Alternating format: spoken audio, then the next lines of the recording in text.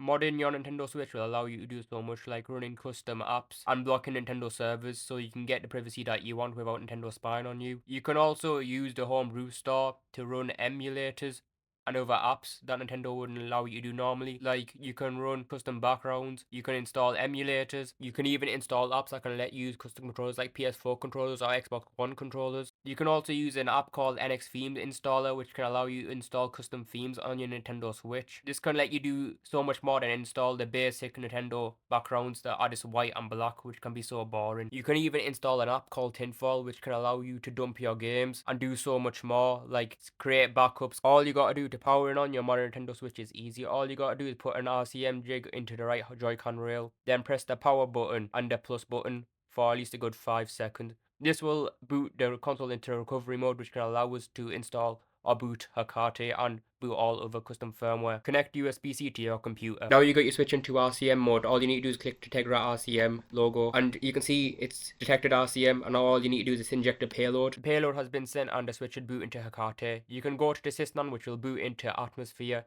You can tell by the Atmosphere logo, which looks like a bit of a triangle.